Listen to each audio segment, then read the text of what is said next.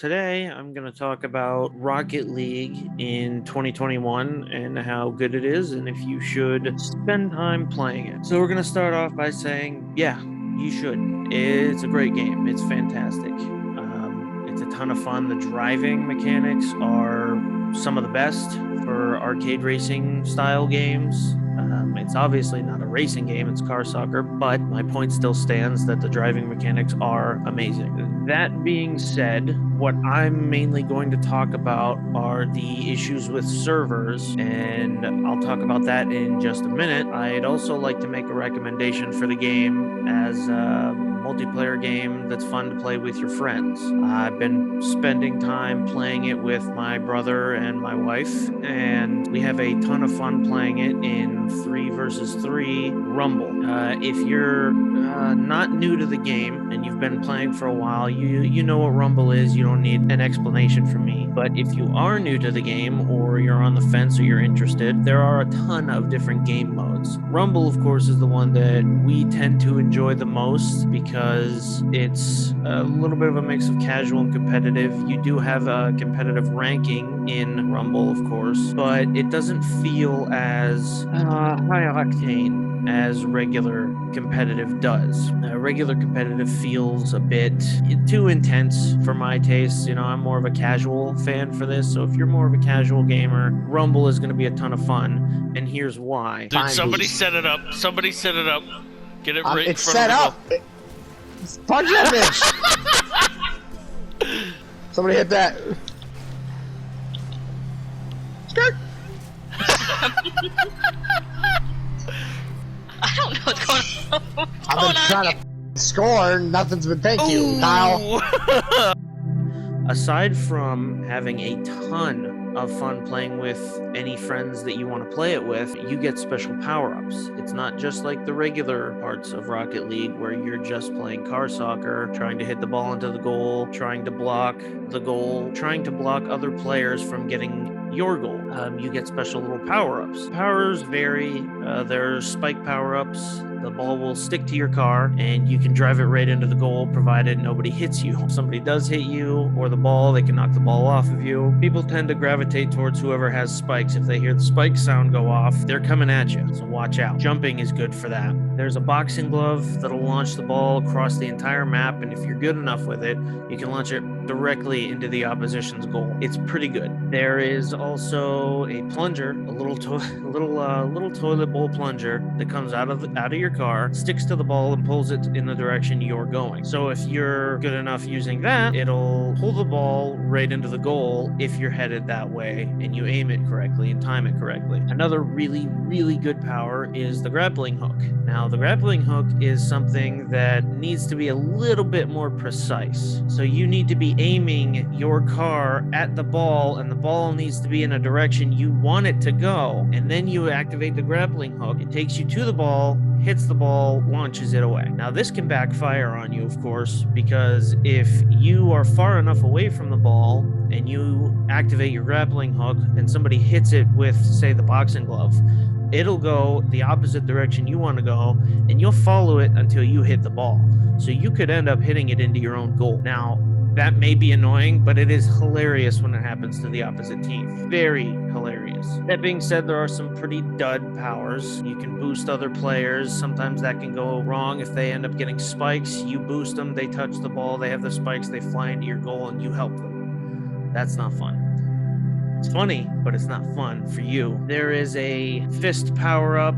I don't know the name of it specifically, but it does an instant demolition move and blow up somebody's car when you touch them. You don't have to hit them at high speeds or with a boost. It'll just blow them up instantly.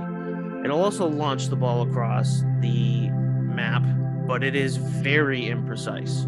Very imprecise. It's still speed-based, so if you don't hit it going fast enough, it still won't launch it quite the way you want to. There's also the tornado. We call it the tomato because my wife one day called it the tomato on accident. You'll see that in some of our other videos when I upload. I'm in the tornado. You're in the what? The tornado. I don't get it. I don't know what the hell a tornado is. Not quite sure what you're talking about. If you see these videos, nobody's gonna understand that reference. Doesn't matter.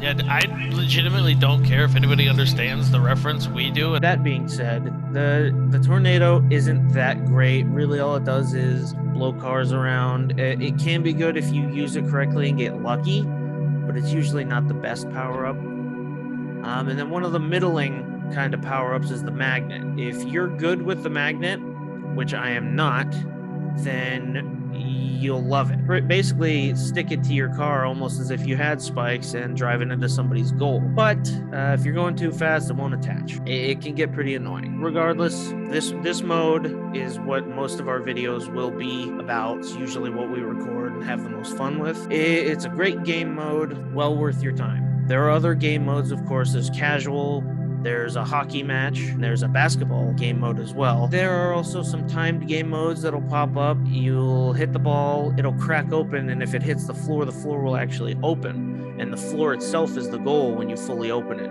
It's pretty cool, and sometimes they have a game mode of that mixed with Rumble, which makes it a little intense and weird.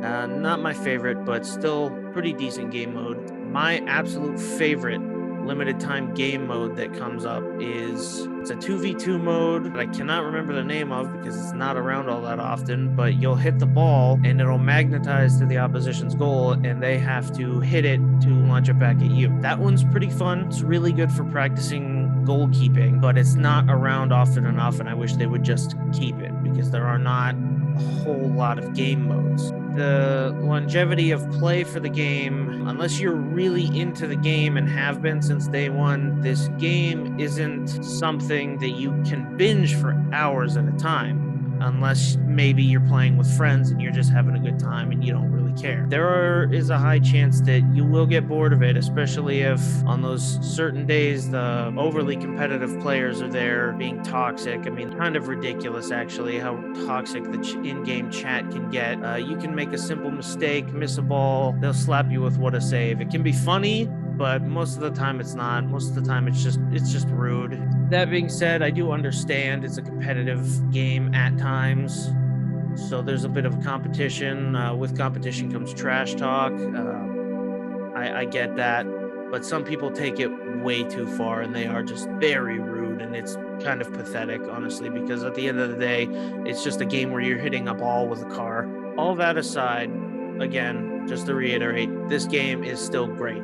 And it's free now. It was actually free when I had received it in 2014 or 2015. I believe when it first came out, it was around $20, $19.99 US, but I got it on PlayStation Plus for free. I played it, I really enjoyed it, but I've never really been into strictly competitive style games like that, so I didn't stick with it very long. That being said, it is a ton of fun. I wish more developers would make fun car games like this. I think something that could benefit is maybe more of a free play mode where you can drive around, or even kind of like a combat mode. I think a combat mode would add a lot to this game where you could drive around and just demolition people. I think that would be a ton of fun. Whether they add it or not, I don't know, because for some reason it seems like they're not paying too much attention to a lot of the issues with the game. And one of the biggest issues that I have with the game, that a lot of people have with the game, I've seen in the community, the servers are really, really bad lately. They've been absolutely terrible. I have absolutely phenomenal internet. I have fiber internet. I mean, my internet connection on just my PlayStation alone is well over 100 megabytes per second download speed. It's phenomenal. It's fast, it's quick, almost never have any issues with it going down. But this game still seems to struggle with connectivity issues. We've had several games where the ping is over 100 in the red, constantly telling you there's connection issues, whether it's the server or not. And most of the time, I assume it is the server because every other device that I use on my internet connects perfectly fine with no issues. And my brother, who doesn't have the same style internet I do, still has fantastic internet that works phenomenally any other day of the week, except when playing Rocket League. The servers are up and down, hit or miss. Sometimes they are just bad.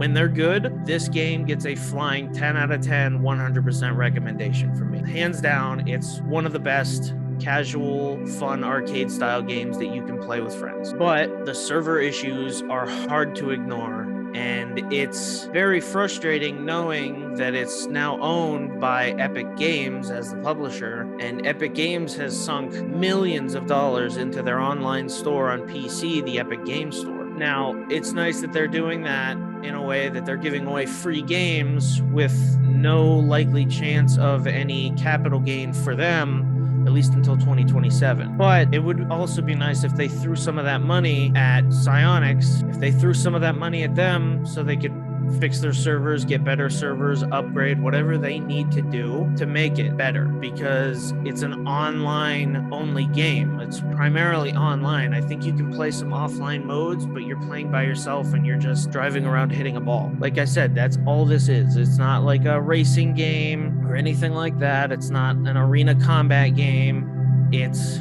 online, player versus player, competitive car soccer.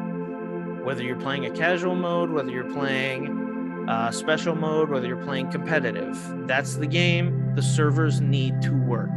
And a lot of the time lately, they have not been. Now, the game will still play, but the problem with that is when your ping is high, and again, our ping has been high quite often lately, and our internet is fantastic. I cannot emphasize that enough, how good our internet connections are. It's not our internet that is the problem. The servers need worked on. You cannot have an online game like this with bad servers. Anybody will tell you, any fan of any other game, Destiny, Warframe, any online style game needs to have really good servers that are constantly going. And if the servers are going to go down or they need to be maintained, that's understandable. But as long as I've had the game and as long as we've been playing for the past year or so pretty hardcore, I have not seen any server maintenance notifications. They just don't work sometimes. It's still not going to get an avoid from me. This is still I highly recommend this game. It's very fun, very good to play, and it's free. It is free now. It is free. It is a free-to-play title on every system you can get it on. Completely free. Absolutely go out and try it. Be aware of those issues, though. The server issues are terrible when they happen, and they do happen quite a bit. I mean, at least once every time we play, it happens. Servers will go down, the ping will spike, and you are hitting a ball and watching it fly behind you instead of where you were trying to go. Or somebody teleports right next to you because they were driving, but the server isn't picking it up and your console can't catch up because the ping is so bad and the game loads off of the servers. 2021, though, it's still a great game, just as good as it was when it launched. The microtransactions are a little overpriced. I memean, $20 for basically a car and a couple of extra little things here and there. It's not worth it. It's inconsistent as well. Some packs will be $10, $20 for a car and a bunch of cosmetic items, and some will be the same price for one car and only 2 or 3 compared to the other one that had 6, but they'll be the same price. I really don't care what the difference is between the cars, whether it's the Jurassic Park car or it's the car from Fast and the Furious or some other, really famous car like Kit from Knight Rider. The prices should be the same. They all handle the same. The only difference between the cars is hitboxes based on the car's size. There is no other gameplay difference for the cars, so there's no reason that these prices need to be the way they are. But those can be largely ignored. You get a large selection of cars right off the bat. There are some $5 car boxes, whatever you want to call them, that you can get. It comes with a car, comes with a couple of cool cosmetics. For $5, you can't really beat that. That's a decent price. I bought one for the Sentinel. It's a great car. I haven't switched off to another car since. I love it. But more expensive cars based on movie franchises, it's a little pricey for basically the same thing you might already have. That being said, that's my 2021 review for Rocket League. I know I bounced around a little bit, so thank you for listening through it. Make sure you like and subscribe to our channel, Two Heads, One Helmet. We also have a podcast that is on Spotify, Apple Podcasts, Google Podcasts. It's out there. It's on a bunch of different things. You can listen to it on Anchor too. That's where we upload. Check us out on Spotify. Also check out our page and our group on Facebook. Type in Two Heads, One Helmet. They should hopefully come up. Thank you.